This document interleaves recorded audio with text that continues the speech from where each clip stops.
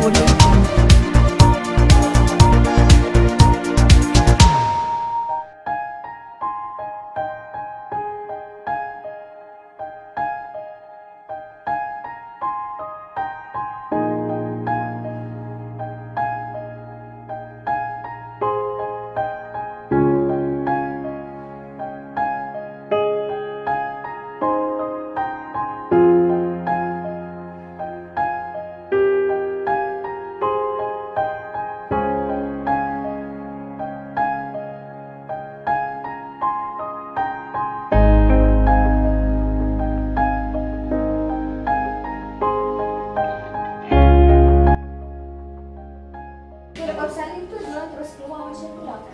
Masih waktu atas. Okey, selepas bersalin kita bagi ibu rehat dalam lebih kurang setengah jam di dalam bilik ni. Kita salin dengan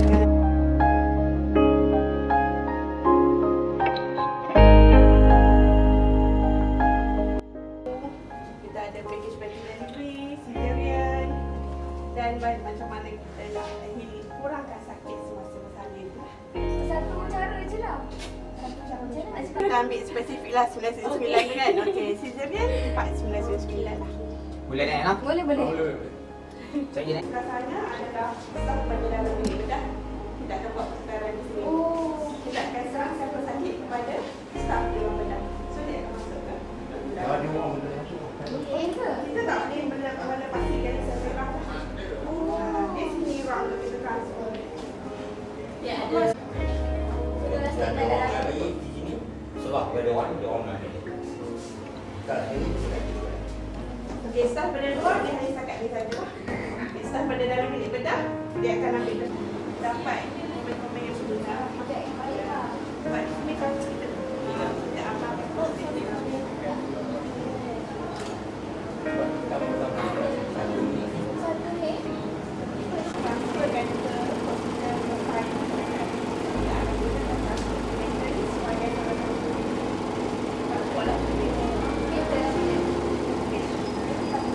saya nak cuba buat karantina, kita dah tahu karantina di bilik CCTV dan di jam kita bawa kepada pesakit. Dia tak ada apa, kita kata macam lotion juga. Ya. Tak payah basuh. Dia memang kata untuk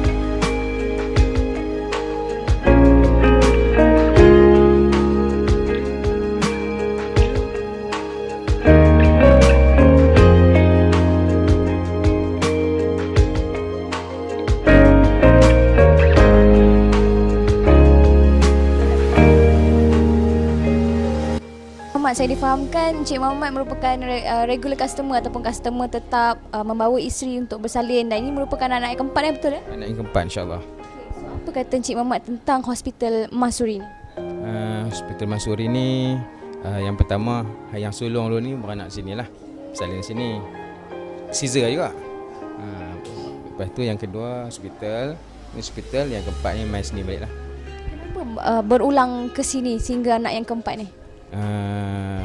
Dia punya servis tu baiklah, alhamdulillah. Dan saya pun nak pilih kalau boleh doktor perempuan yang in charge dalam bahagian ni lah kan, salin ni. Tu je lah yang saya pilih pun. So, memang asal daripada sini lah? Asal kampung Sembawang Perempuan Ustaz, Kedah. Tak jauh mana, tak jauh, dekat. Nak interview sikit kan, tanya Kak macam mana perasaan lepas dibedah ataupun di operation untuk melahirkan bayi yang keempat. So macam mana Kak? Alhamdulillah lah, semua jalan lancar. Kali keempat operation lah? Operation kali kedua lah. Empat, ya. Alhamdulillah lah kat sini. Semua selesa. Dengan doktor semuanya baik-baik lah, ramah semua. Okay. So sebelum tu saya nak tanya abang last soalan sekali, mungkin orang suka panggil doktor perempuan untuk bersalin untuk maternity ni kan. So abang sendiri menggunakan khidmat doktor perempuan. So mungkin abang boleh jemput kat luar sana, datang ke hospital Masuri ni untuk rawatan atau sebarang rawatan ataupun untuk proses bersalin. Saya seorang cikgu lah. Jadi saya selalu promosi, duk ajak cikgu-cikgu yang perempuan yang Islam, kalau boleh cari doktor yang perempuan yang Islam juga lah, untuk sambut kelahiran anak kan. Pasal itu yang digariskan oleh Islam lah, kalau boleh perempuan lah. Jadi pilihan yang tepat sekali perempuan, doktor perempuan. Itu yang saya pilih sekali.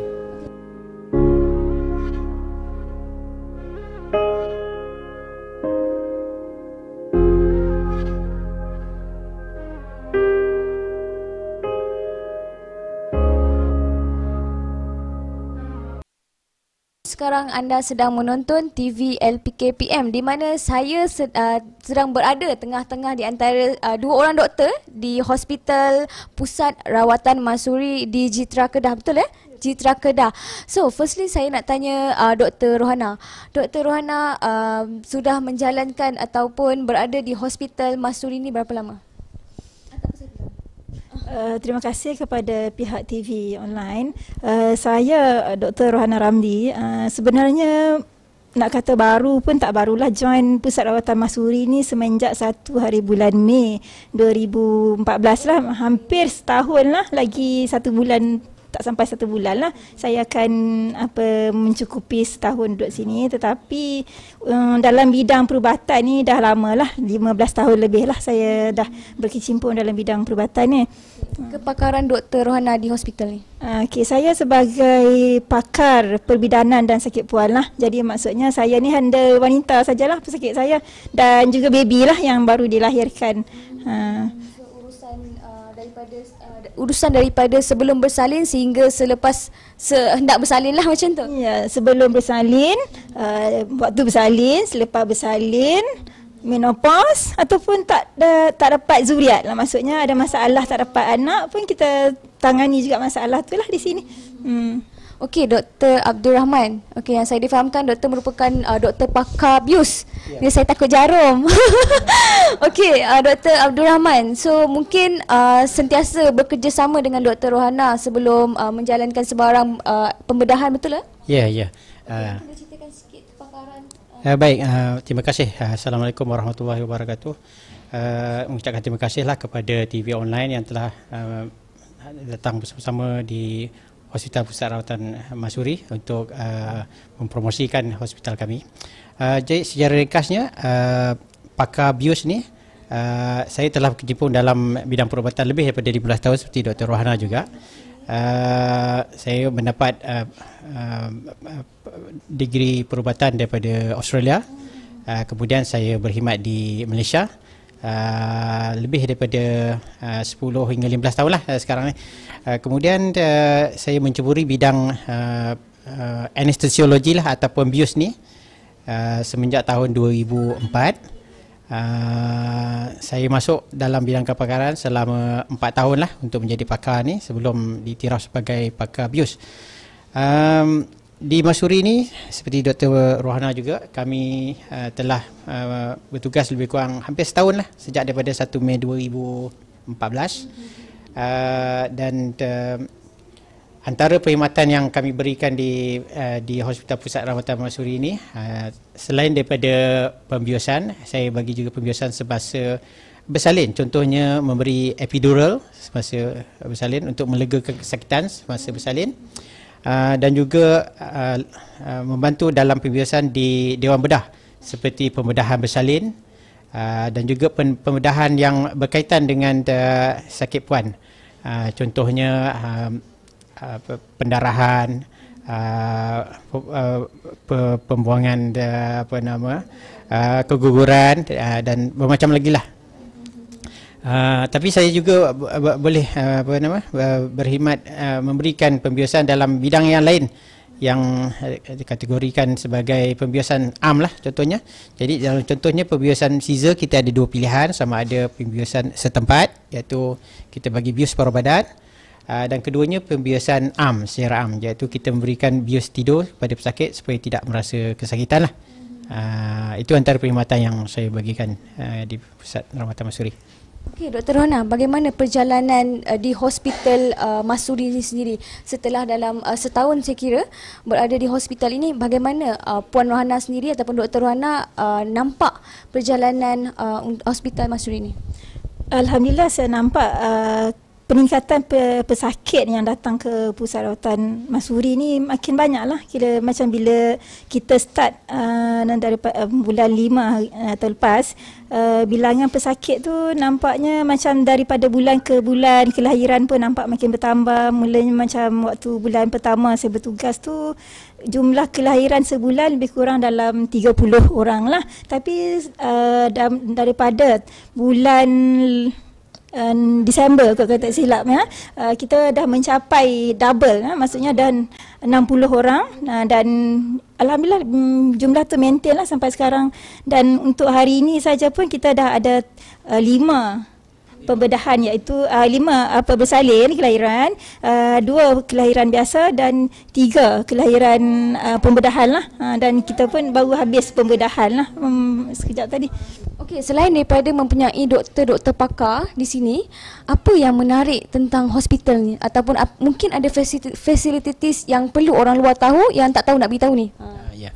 Baik, antara kelebihan yang kita ada di Hospital Pusat Rawatan Masuri ini, selain daripada kita ada pakar ataupun pakar perunding, ada bahagian ONG, sikit pun ada pembidanan, bahagian pembiusan, kita ada bahagian kanak-kanak, kita ada juga doktor-doktor perubatan dari bidang-bidang yang lain untuk penyakit-penyakit am yang lain lah, dari segi perubatan am dan juga bahagian kanak-kanak lah. Antara keistimewaan yang kita ada, kita dimiliki oleh 100% oleh Bumi Putra, yang mana dia dikuasai oleh Koperasi Guru-Guru Melayu Negeri Kedah, dan kebanyakannya adalah orang Islam. Jadi perkhidmatan yang kami berikan di sini lebih Islamik, konklusif, dan kita mematuhi syariat Islam.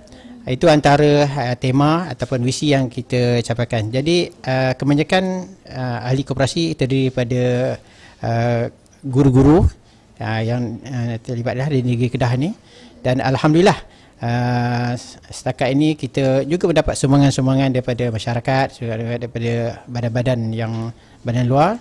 Kerana ini adalah satu keistimewaan yang tidak ada di tempat-tempat lain, iaitu lebih pada Islamik dan konklusif lah. Okey, bagaimana pula, mungkin ada sedikit orang cakap macam mana, okey, kepada ibu-ibu yang mengandung kat luar sana, mungkin ada terasa nak bawa suami, ataupun sesetengah hospital dia larang suami masuk kat dalam, and then ataupun family members, contoh macam ibu, dan saya difahamkan di sini boleh family members boleh masuk dalam ward, kita panggil apa, ward bersalin lah, ward bersalin. Memang sebenarnya kita menggalakkan lah suami masuk, terutamanya suami lah. Tapi kalau suami tu tak berani, sama ada ibu dia ke ataupun dia punya kakak ke adik yang nak teman. Sebab bila ada peneman, kebaikan tu banyak. Kepada ibu yang bersalin tu dia akan rasa lebih tenang. Jadi ada orang nak tolong bagi sokongan, especially suami, boleh tolong pegang tangan, boleh tolong urut pun, walaupun tak boleh nak hilangkan bagi kesakitan kepada suami, tapi at least suami tu boleh faham. Dan suami tu sendiri bila dia tengok kesakitan yang dialami oleh isteri tu waktu nak melahirkan, dia lebih appreciate.